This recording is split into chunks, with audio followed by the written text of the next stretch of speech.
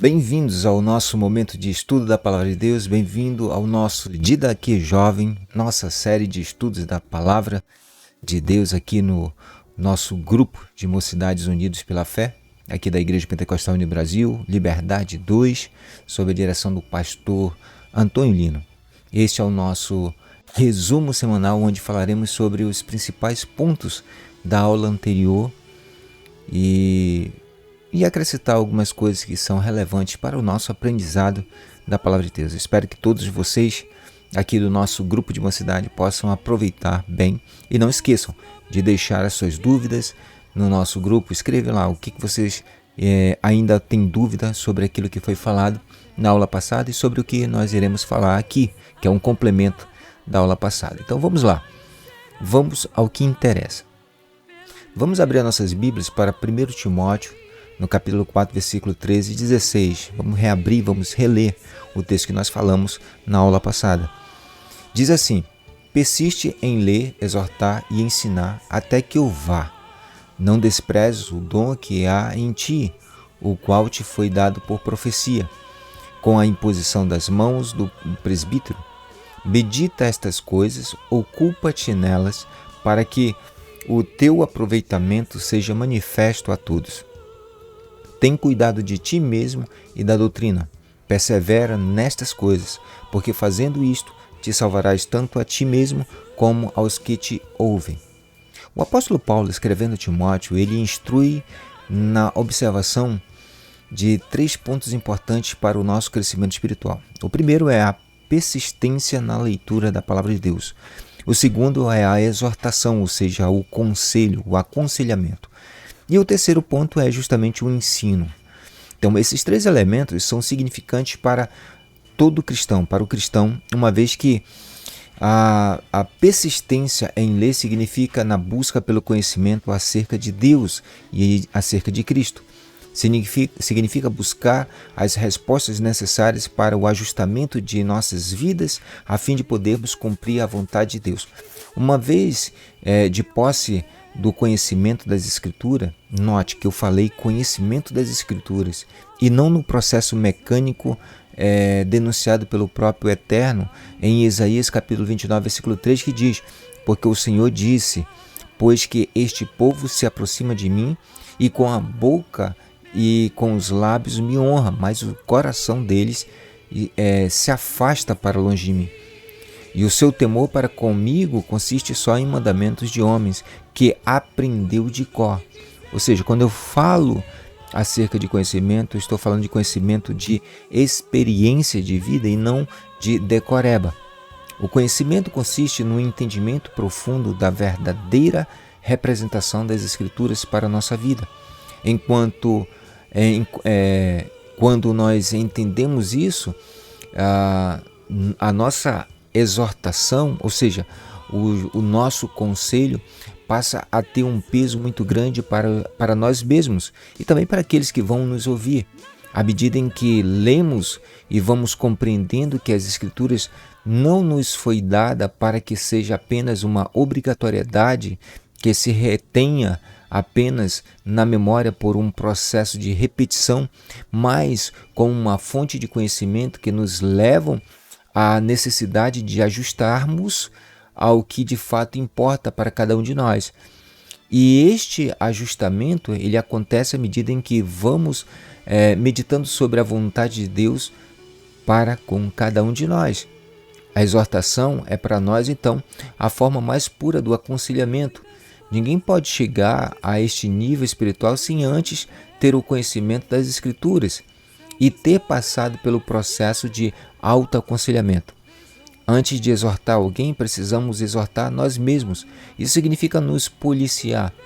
O que não podemos, de maneira nenhuma, é entender aqui como sendo uma censura aos nossos atos, e sim uma compreensão de que todas as coisas que fazemos, sejam elas boas ou ruins, elas sempre devem nos levar na direção do aprimoramento, na direção do aperfeiçoamento,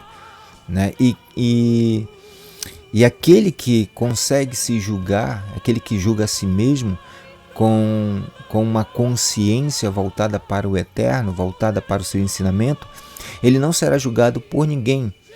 Não,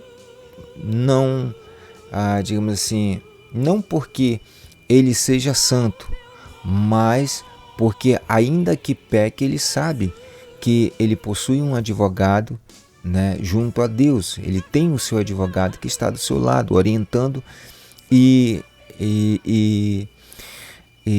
direcionando para que ele possa retomar, né, o caminho da justiça, o caminho da verdade. Assim, o segundo passo, que é a exortação, ela tem como ponto de partida nós mesmos, ou seja, ela parte a partir de nós, ou seja, a exortação ela tem que começar a partir de nós. Nós precisamos nos exortar, nós precisamos nos aconselharmos. Uma vez chegado neste degrau, nós vamos nos deparar com a responsabilidade de ensinar. E como falamos da exortação, ninguém que ensina deva começar pelos outros, mas sim por ele mesmo. Assim como você tem que se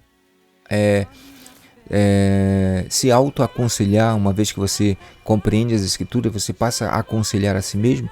Da mesma forma, quando você vai começar a ensinar, você tem que começar primeiro ensinando a si mesmo. A pessoa deve aprender consigo mesmo, deve aprender com suas experiências vividas na trajetória da caminhada com Cristo, deve aprender com seus erros e acertos, pois é assim que as palavras do apóstolo Paulo vai fazer sentido para nós quando ele disse que todas as coisas cooperam para o bem daquele que amam e que temem a Deus. Quando aprendemos a viver o que aprendemos com as Escrituras Sagradas, com as Sagradas Escrituras, estamos enfim prontos para ensinar aqueles que vêm ao nosso encontro, necessitado de uma direção para Cristo. E aqui está a síntese de nossa introdução sobre o tema doutrina. Jesus, uma certa vez, ele disse aos seus discípulos que ele é o caminho, a verdade e a vida. Sendo ele o caminho, a verdade e a vida, e mais, levando em consideração que a descrição do apóstolo João, ao falar acerca de Cristo como o verbo de Deus, né, nos leva a entender que Cristo, como sendo a palavra que nos dá o entendimento para compreender não somente a lei de Deus, mas para compreender a vontade de Deus, Cristo é para nós assim a revelação dos significados das Escrituras. Ele é a chave de interpretação tanto do Antigo Testamento quanto do Novo Testamento. Sendo ele esta palavra que devemos mergulhar e nos aprofundar, nossa exortação passa a ser a exortação de Cristo, que nos aconselha a fazer o que é necessário, o que é de fato importante para que venhamos ajustar nossas vidas, para que ela venha se tornar semelhante à vida de Cristo. É Cristo o tema central de nosso ensinamento. Ele é a palavra, ele é a exortação, né? E sendo ele estas coisas, eu posso compreender perfeitamente que ele também será o meu ensinamento. Ele será o ensinamento que precisa ser passado. Dessa forma, Cristo é a doutrina que nos ajusta e nos reconduz ao caminho para Deus. Quando pensarmos em doutrina, devemos ter em mente Cristo, pois ele é o assunto da nossa redenção. Então vamos pensar nisso, pensem nisso. Cristo é a nossa doutrina, ele é a nossa escritura, é a nossa exortação e ele é o nosso ensinamento. Ele é o modelo dado aos homens para ser seguido e não copiado. Seguir significa ter experiências particulares de vida com Deus. No entanto, devemos nos prender apenas a um detalhe, né? O de que a base da experiência de vida com Deus é o próprio Cristo Jesus. Que Deus abençoe a todos, meditem nas Escrituras e deixem o Espírito de Deus guiar cada um de vocês nesse regresso, nessa caminhada para o eterno, para que nós possamos assim ser aperfeiçoados. Fiquem com Deus e até o nosso próximo encontro aqui no nosso grupo do WhatsApp, o nosso grupo de mocidade unidos na fé. Que Deus abençoe a todos e até o nosso próximo encontro, se Deus assim nos permitir. Até a próxima, pessoal.